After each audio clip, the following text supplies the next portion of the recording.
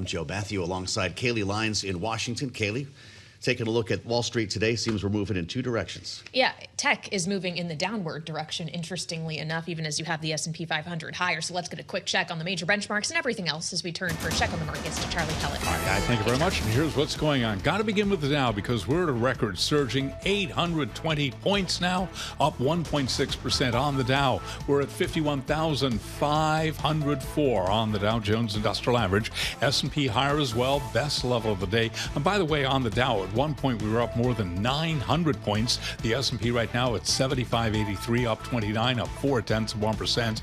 NASDAQ lower, little change, down under 0.1%. The NASDAQ 100 index down 0.5%. Wall Street driving a rotation out of chip makers into a broader swath of companies after Broadcom's underwhelming outlook. Broadcom, by the way, down now by 12.6%. The VIX holding just above 15 with a 10-year at 4.46%, the 2-year 4.04%, the 30-year 4.97%. Gold up $40 the ounce, $44.75, up 0.9%. West Texas Intermediate crude down 4%, 92.23 a barrel. Barrel of Brent 94.58 on Brent.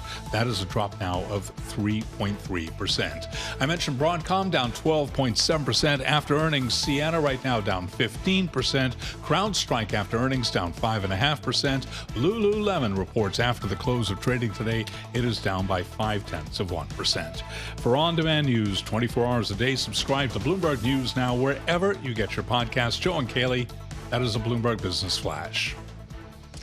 All right, Charlie Pellet with an eye on the markets for us. Thank you so much. Meantime, Joe and I here in Washington are keeping an eye on the Senate floor because, yes, the vote-a-rama has begun.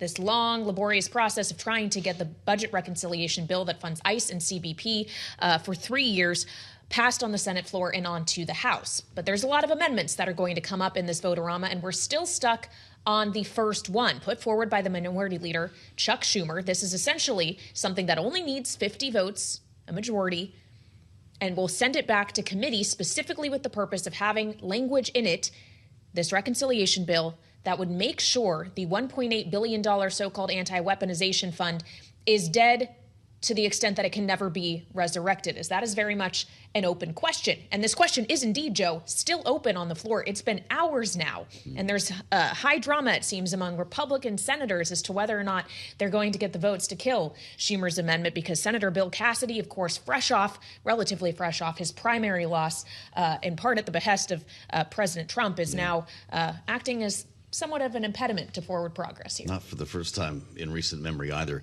Let's play it to our political panel. Bloomberg Politics contributor Rick Davis, Republican strategist and partner at Stonecourt Capital, is with us alongside Fredrick Hicks, Democratic strategist, founder, CEO of the Hicks Evaluation Group. Rick, you've been through a lot of vote-a-ramas in your day. Should we assume that Democrats are involved in these negotiations, or this is all being held inside the family? Yeah, I think right now you've probably got conversations going on with family members. You've got Senator Tillis who's looking for a way out of this by not having to take the bill down and take it back to the Judiciary Committee.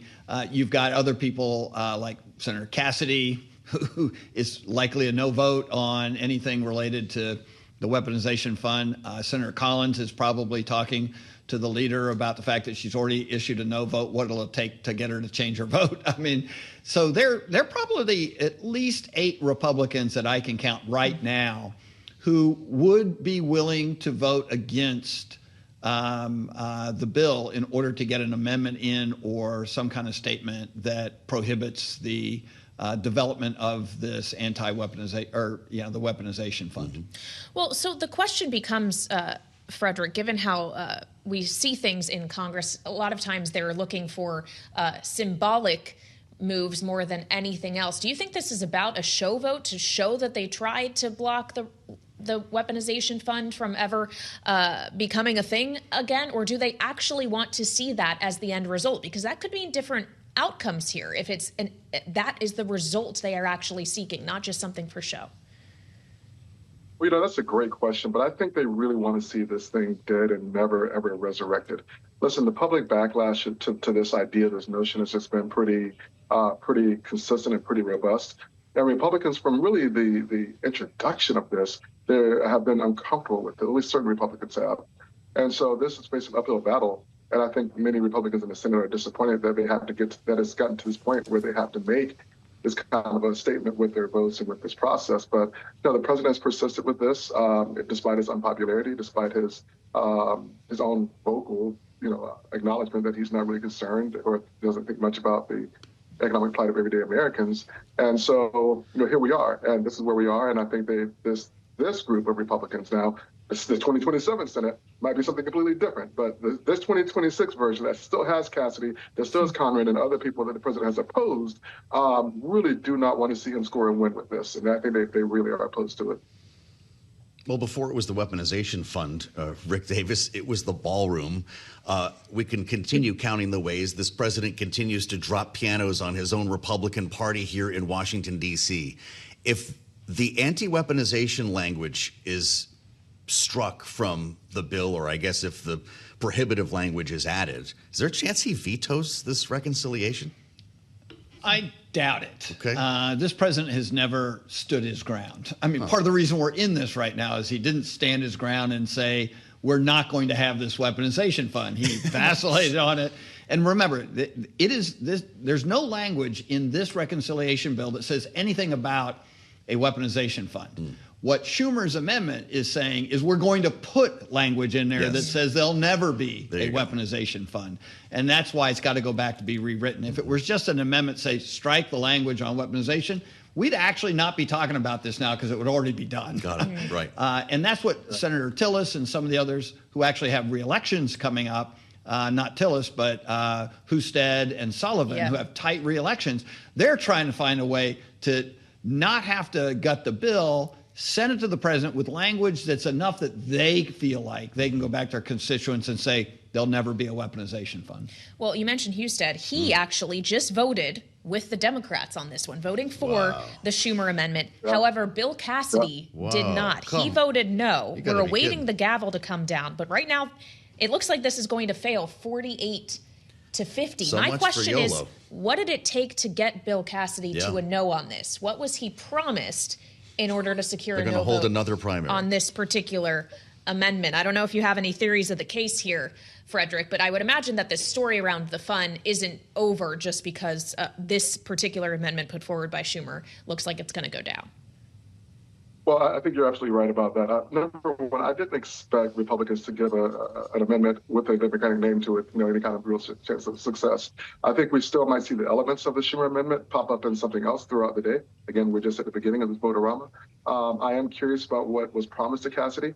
Listen, there's a lot that's going to be decided in this reconciliation process, and I'm sure there's some things that he would like for Louisiana, and some things that might even help secure his own future and his exit as he exits Congress. But I think to me the story is that with this being so close, 50 to 48, that's not a good sign for Republicans going forward. I mean, that shows that there really can be a lot of movement and that there's really, as we were talking about, a lot of will, I think, to see this thing die and to never come back. And so it's going to be interesting to see what kind of deals are traded. As Rick mentioned in our last segment, there's a lot of horse trading on the floor right now, and then a lot of movement back and forth, literally running and figuratively running back and forth between chambers and all, or between office and chamber. But listen, we're just at the beginning of this, and this is a fascinating turn. I think we're just going to see even more happen throughout the day. Well, it just got a lot closer. No longer 48 to 50, 49 to 50 as Dan Sullivan also votes with the Democrats. How about that? This is really interesting here, Rick. I'm so glad I said Sullivan and Husted. That was well done. It's amazing. When Rick Davis says it happens. Okay, even if this doesn't pass, though, what about a Tillis version? I mean, if we keep chipping away at this, could one of these get the votes today, Rick? Yeah, look, I mean, obviously Cassidy's not running for re-election. Thank you, Donald Trump, for having beat him in a primary. And yet the thing you got to always remember is these people all have strong relationships in the Senate. Cassidy's very close to Thune. It could have been, hey, this isn't going to affect you at all at this stage. I need you to walk the line on this to save this bill. But I'll give you something in return at another point in this vote-a-rama. And that could be what Tillis is working on, for instance, is, okay, I'm going to find a way to put this in there without having to rewrite the whole bill. Wow. Okay. So those are the kinds of negotiations. And then they send it to the staff to say, is there legal language that we could actually develop? That's got to go through some of the parliamentarian. And so there's a mad dash to try and get this done. And in the meantime, Schumer's just dishing up one amendment after another. You'll have an amendment in there about this IRS settlement. That could actually gum up the works again.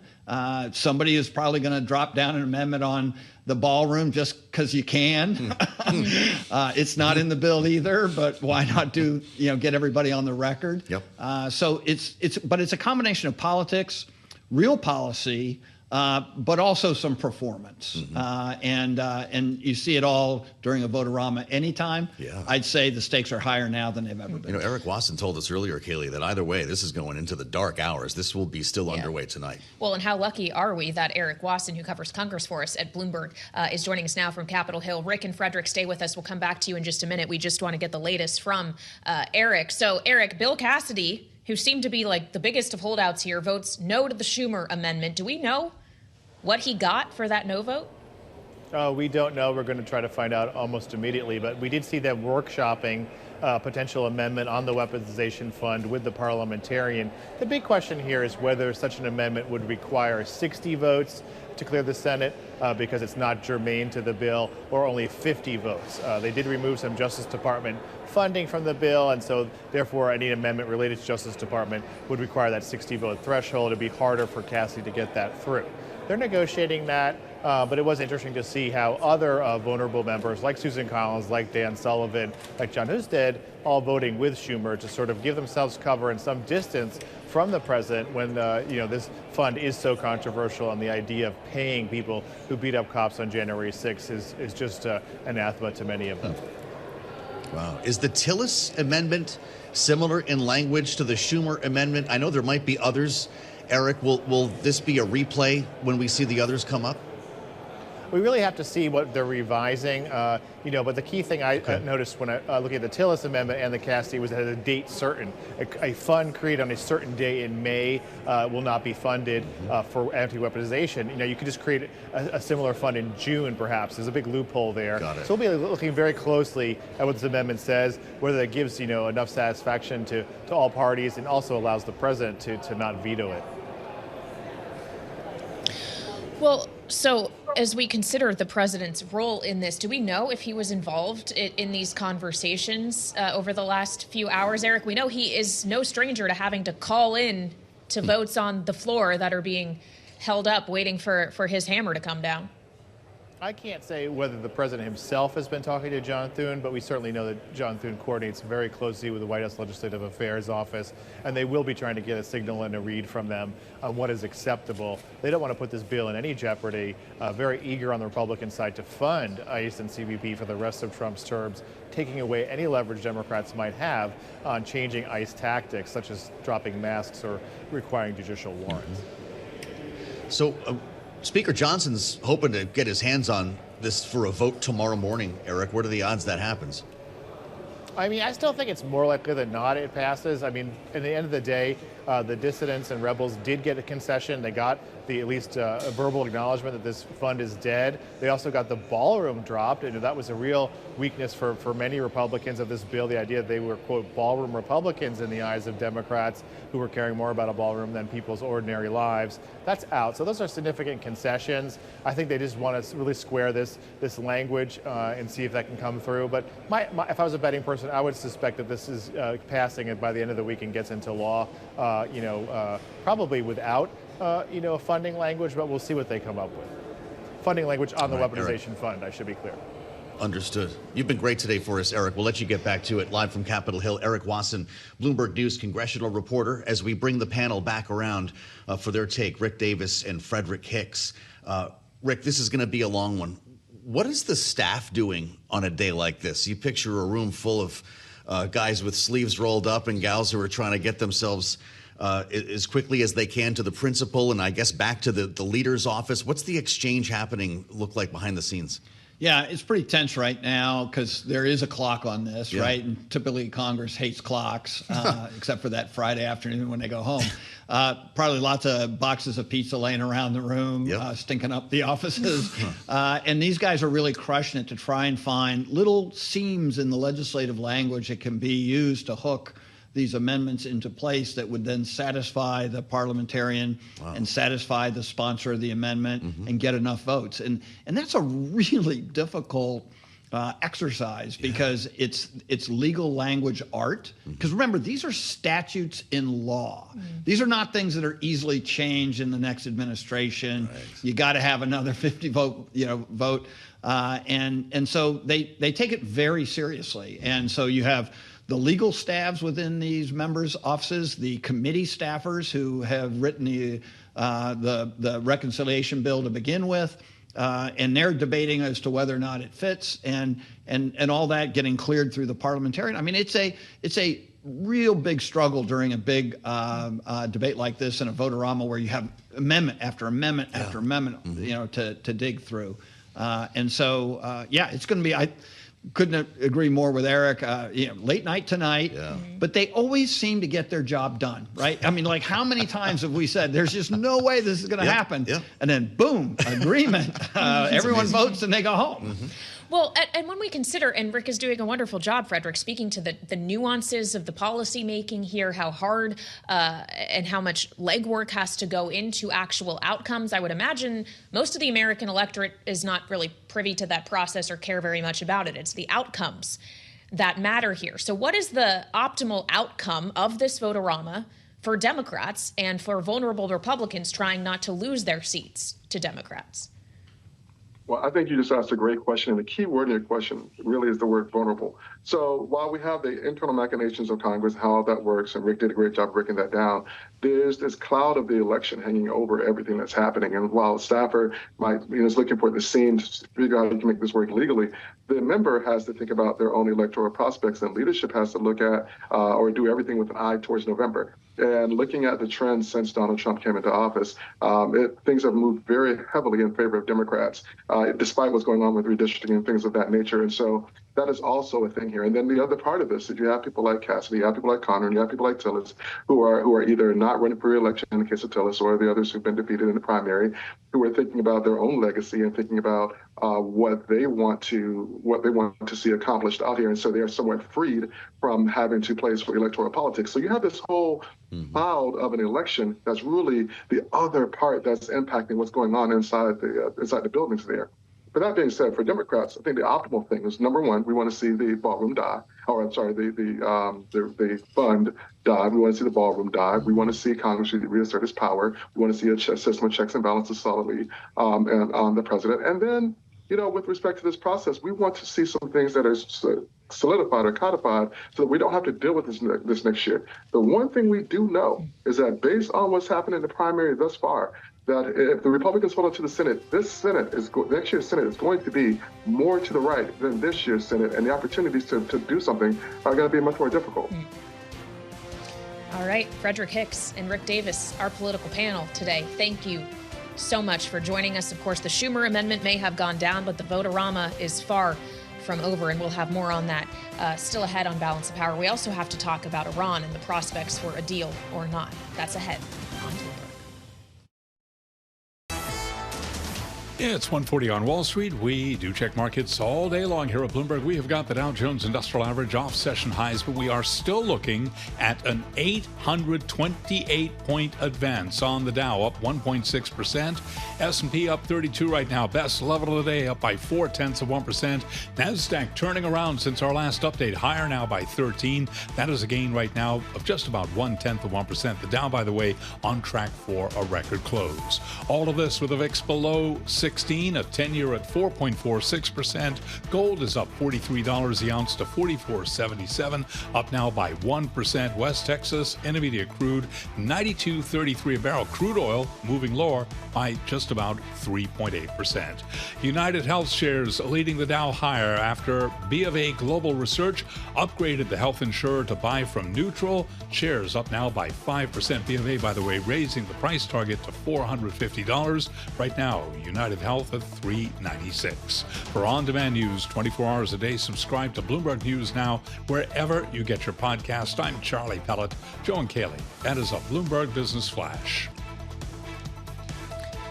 All right, Charlie Pellet checking on the markets for us. Thank you so much. As Charlie mentioned, indeed, we are seeing oil prices down today. We're back around $92 a barrel on WTI, $94 a barrel on Brent. But of course, this comes as we're hearing growing warnings about the potential inventory depletion that is already underway, but that we could really reach in the not so distant future this summer. The bottoms of barrels could be reached if the Strait of Hormuz is not open.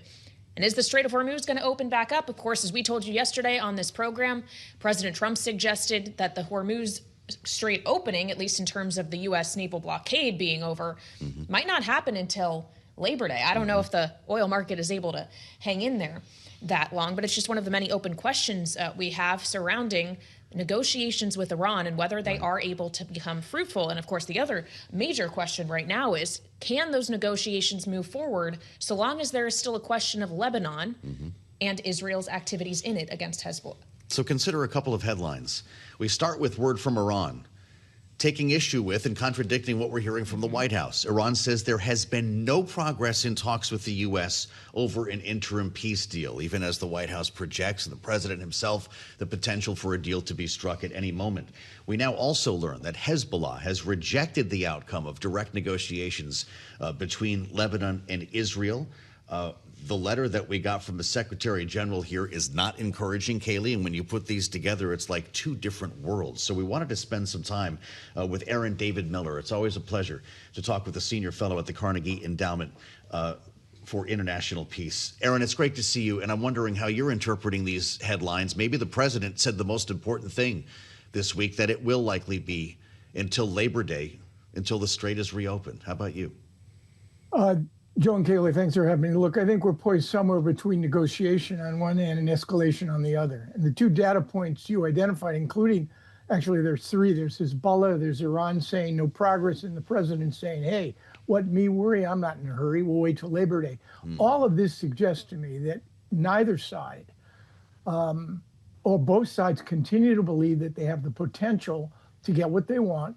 They have the potential to escalate if they don't.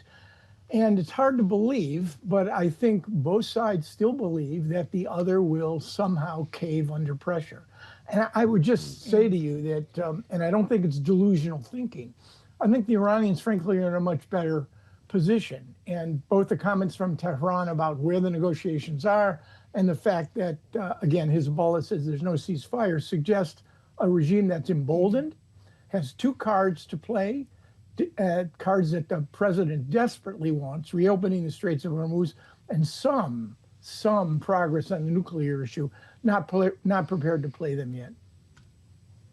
Well, just a point of clarification, Aaron, when you say two sides here, are we still assuming that the U.S. and Israel are fully on the same side, at least in terms of the outcomes they would like to see, or should we consider Israel's side to be a third side here?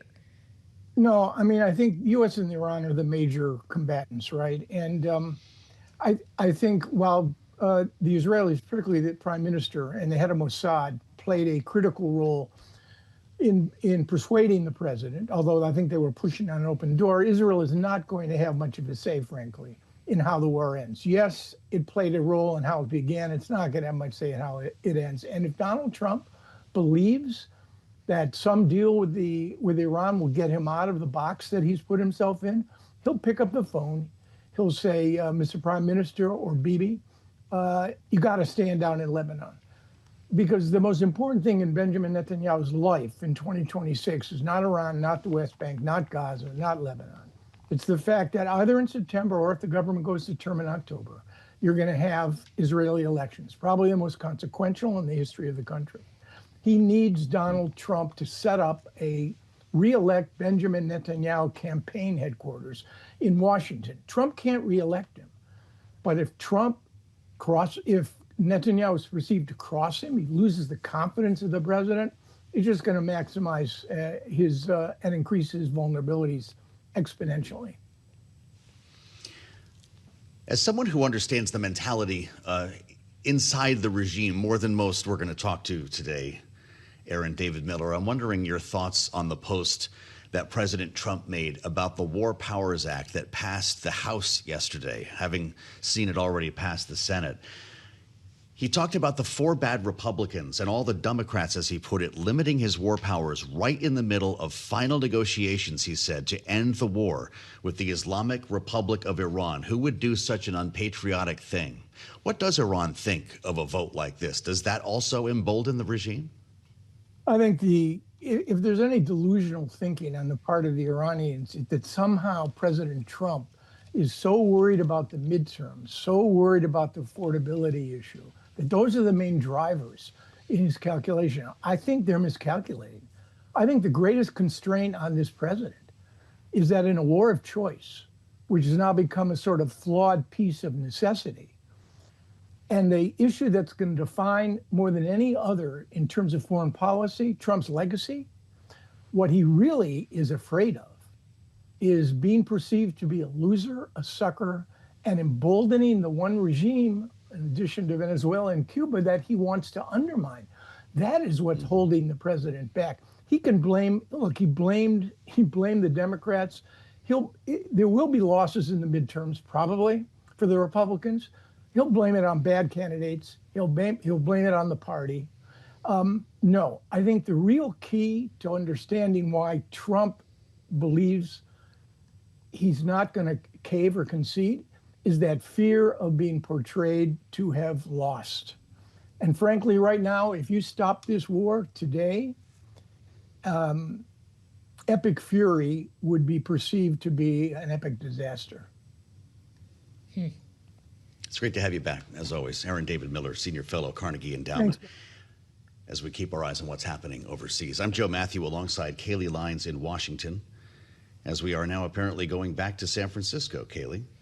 Trae Stevens, the co-founder and executive chairman, Anduril Industries, in conversation with Bloomberg's Ed Ludlow. Because there are deployments of Anduril technology in the Gulf, as an example. You yourself, you have been and will go very soon to the Middle East. How does that work in practice, being an American company that serves the U.S. military and the Department of Defense, but also allies? You must spend a lot of time meeting with the defense apparatus and governments of other nations. Right. Yeah, I would say it's like one of the most common questions we get on ethics. These are important questions from new employees, younger people that are, talking about joining. They'll lean forward very dramatically and say, "How do you make decisions about where we sell our capabilities?" And I'm like, well, it turns out there's this whole thing called foreign military sales. Yes. That actually the United States government decides where our things get sold. So those are very clear rules. It's not like I'm making a decision about I really think we shouldn't sell to this country. It's like, well, yeah, the government has already kind of pre-decided that that's the case. But yes, it is important for U.S. foreign policy in a bipartisan way. This is not a partisan issue. In a bipartisan way, it's important for U.S. foreign policy to provide capabilities to our allies to make sure that they are fully integrated into our joint operations, which is really important, but also that they have the capabilities to defend themselves utilizing U.S. production that may or may not exist in many of these countries. Like they don't, our allies, many of them, are not going to fund and build a fifth-generation fighter plane on their own, nor are they going to develop really complex, multi-million-dollar counter-air missile systems. And so this is a role that we play in the ecosystem, is to go out and say, to countries like Ukraine or like, the United Arab Emirates or Saudi Arabia or Qatar, hey, the United States has the capability. We want you to have that capability as well. And this is how we're thinking about the cost curve for deploying these capabilities and kind of the layered approach that you can take to reducing the cost per intercept or whatever it is. Now, the tricky thing about all this is that, there's a big difference between being a startup that is designing and developing a capability, which is great, and there's a lot of really interesting efforts that are happening there, and being a producer of those capabilities. And this has really been the name of the game for Anduril over the last few years, is transitioning out of just being like a really innovative technology company and focusing almost all of our effort on how do we produce at scale in a way that allows us to not only supply the U.S. customer, which is our primary customer, but also be supportive of that foreign policy mission and supplying those same capabilities abroad. So this is really about manufacturing and production more than almost anything else. That takes us to Ohio, right? So in January of 2025, you guys phoned me and said, come to Ohio. This is where our next facility will be, Arsenal 1. Remind me, there's a reason there's a 1 next to it. We should get to that in a second. But fast forward, present day, production is underway. You built that place incredibly quickly. What is it doing? And why Ohio, I think? Why did you settle on that state and that specific location? Yeah, I mean, again, transitioning from a startup where you're hiring a bunch of very well-compensated, software engineers and things like that to build things, to a world where we're producing with, a very different type of labor force, a very different type of skill set that's required. We recognized that we needed to go to a place where we were going to have the ability to scale, like our footprint, literally, that there was going to be enough workforce, skilled labor, that had manufacturing experience to fill out that footprint, and in a place that we felt like we could get the on the ground support from the local government, from the economic development organizations to do this as rapidly as we possibly could. You know Ohio well as well. That helped. I know Ohio well. It didn't help. I want to be clear. I'm from Ohio originally. When we narrowed it down to our last 3 locations, I sort of recused myself from the process because I'm like, man, if we pick Ohio, everyone's going to think I put my thumb on the scale. And then at the launch event that you were at, Governor DeWine got up and he said, first off, I'd like to thank Trae's mom. And I was like, oh, man, you're blowing the whole narrative here. But yeah, I think Ohio is this incredible place for manufacturing. Has a long, long history in manufacturing. Just in my family alone, between my uncles and my grandfathers, we have worked at Ford, General Motors, Frigidaire, National Cash Register, Luxor Exotica. I mean, there's a tremendous history of manufacturing, but much of that evaporated. We had a sort of a bipartisan policy around globalization for decades, and it's really easy from sitting on the coast, whether you're in New York or San Francisco, to kind of forget about what happened in the middle of the country during that 20, 30-year run, starting in the early 90s. But every single one of those companies that I just mentioned no longer has factories in Ohio. And there's a lot of people that have been fighting for their lives to find employment. And some of that's coming back now. I think DeWine's administration has done a great job of incentivizing companies like Anduril to come in to build new factory campuses. So it's kind of catching back up. There's some wind in the sails. And we're really excited for what we're going to be able to do there. Anduril has had growth in lots of different ways, right? The valuation that you've grown the company to, but also the footprint. We're short on time, so I want to just address the Arsenal 1 thing. It indicates that there is going to be an Arsenal 2 and an Arsenal 3.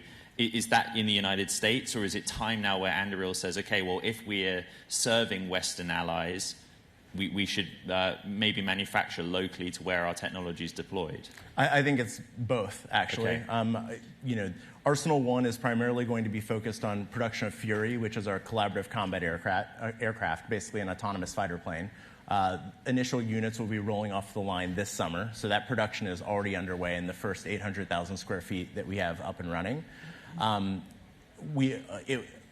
Later this year, we're going to start doing Barracuda, which is our low-cost cruise missile, and Roadrunner, which is our reusable interceptor missile. Both of those will start coming out of Arsenal 1 in Ohio as well.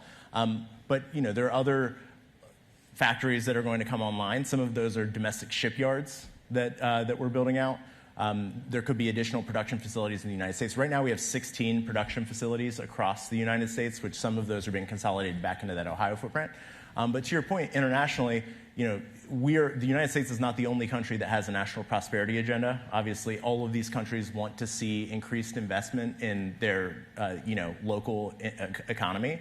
And so we feel very aligned in making sure that as we go in and we do some of these larger deals to bring those capabilities to bear, with our allies and partners, we want to build that local production piece to feed back into their economic growth as well. Final one on Anduril, because we've probably spent more time on Anduril than I expected, but a lot of people that know Anduril, they know Palmer Luckey. You know, you're the executive chair, Palmer is CTO, a co-founder, there are other co-founders, and then Brian is the CEO. And I mean this with massive respect, but I guess Brian, until quite recently, got less of the limelight. How does it work between the three of you and Matt and others that are running the company? How do you divide responsibility and decisions? Yeah, you know, Anduril, because of the way that we approach our business, we have many business lines. We have dozens of SKUs, different products that we sell, and almost every single one of those is a scaled startup in its own right. And so there's no way that this company could be run with a kind of a very light or thin executive team. We've focused really intentionally on building as deep of a bench as we can. And that has been, honestly, the most important asset to the company since the very beginning. So across the four co-founders, we've kind of divided the world up into pieces, and we each have different chunks of accountability.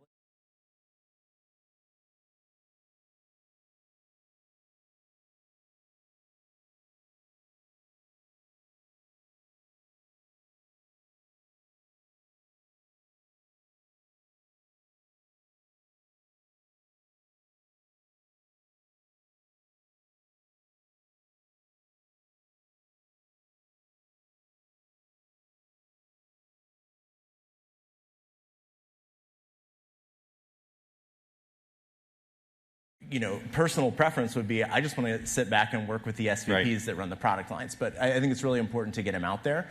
And, you know, Matt Grimm, our other co-founder who's the COO, he runs the entire operational side of the business. And, you know, that is an incredibly hard job. There's no way I would want to do that. But I think having those really clear swim lanes is really important. You, Trae, do this fascinating job of evenly splitting your time between Anduril and being one of the investing partners at Founders Fund. A much better job than I've done. I've done 3/4 of this on Anduril. But in the time we have left, what is that like for you at being one of the investing partners at Founders Fund, and just straight away in a firm that's preparing to be one of the big beneficiaries of an IPO of SpaceX? Yeah, you know, I think there's all sorts of different ways that you can approach venture capital. I think for some people, they really want to focus on kind of growth and doing diligence. There's other people that are pure intuition, that are just like, you know, measuring founders to make early stage bets. The kind of strategic slice that I've found that works best for me, given my own personality, is I'm an operator at my core. Like, I'm much more comfortable working at a startup than I am working at an investment firm. But that's actually a really interesting lens into the startup market, because I have exposure every day to what software are we using that works? What are the strategic challenges that we're encountering as it pertains to the rise of AI? Like, these are questions that I'm dealing with on a company level. And so when I have the ability to interact with other startups, I think I have the ability to kind of identify areas where, wow, that would actually be really helpful, or I've seen 3 or 4 other things that approach this in a way that I think is better. So, you know, everyone has their own set of advantages. I feel like doing both in parallel has been a great asset, both to Founders Fund and to Anduril. Is there a Founders Fund SpaceX thesis that in aggregate across all the investing partners you hold, or is there a Trae thesis that you apply? I mean, we all have very different opinions on every portfolio company. We are a very debate-driven culture. I think SpaceX is kind of a unique encapsulation and a microcosm of the way that Founders Fund works, because we invested very early, like around Flight 2. 2008? Or? It was way before my time, okay. Like 6 or 7 years before I joined the fund. And at that time, obviously, it would have been crazy to think about, like, you know, the Starlink as a part of the business. And even when we made the Starlink era bets in SpaceX, it would have been very difficult to imagine how AI would have impacted, you know, data centers in space and all these other things that are going on. And so now, you know, you look at SpaceX and you're thinking like, wow, like what is Elon and the team working on pertaining to like getting humanity to being a Kardashev type 2 civilization? These weren't the questions we were asking when we made the original investment, where it was like, can we get a rocket into space? It's very different companies at that point. So you have to like refresh in real time. Constantly, the thesis refreshes.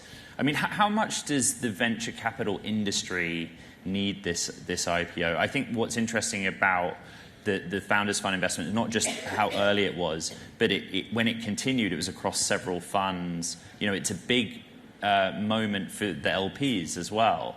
You know, how much are they kind of banking on this and have been waiting on this? Well, yeah, we have SpaceX investment in almost every fund, both across our venture funds and our growth funds. So there's a ton of exposure for LPs that were with us since the very beginning, and even the ones that joined us very recently. I think, you know, the core lesson that everyone has learned from this experience is never bet against Elon. It's just a bad idea. And, you know, I think getting the opportunity for people to see liquidity that they've been hanging on to for 18 plus years is a tremendous opportunity to see some of those gains and also reinvest those in, you know, whatever the next SpaceX is going to be. Very quickly, the firm has 12 investing partners. Could you just explain how it works with Peter? Peter right now is in Argentina, but like, does the firm do the classic Monday morning meeting thing? Does he zoom in? Are you constantly, the 12 of you, talking to each other? I think there's still a mystique there about how it actually works. I'll be honest, there's still a mystique to me. I'm not really sure how it works either. Peter he's you know, an N of one. He's a very interesting personality.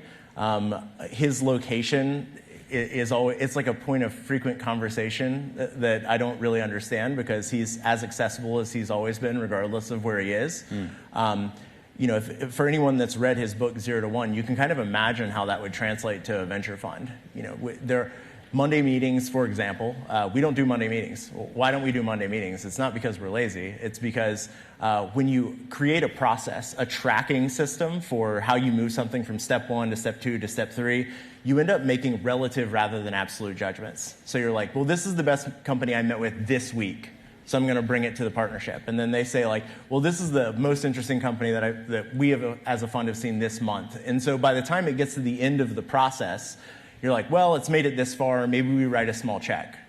And there's just like not a lot of conviction that's built into that. So we have created a ton of friction in the process of getting a deal through, because we have no standing meetings. And so if you want an investment to be made, you have to go and wrangle all of the other people that are required to get that deal done. And you mean internally with each other? Internally with each other. And any one person can basically torpedo a deal. And so you have to go charging in as hard as you can with really high conviction. And what that means is that we make, as a fund, significantly fewer investments by number, not by dollar amount, than any other venture fund of our size. But we're highly, highly concentrated into the bets in the fund. So, you know, call it 40% of every fund is concentrated in just a couple of companies. And I think that really is because we've created an enormous amount of friction. It's just really hard to get anything done. Trae Stevens, Founders Fund, Anduril. We never have enough time, but actually, you know, I think you just gave us more insight into the Founders Fund world, but also the industry right now than we've had for some time. Ladies and gentlemen, Trae Stevens, thank you very much.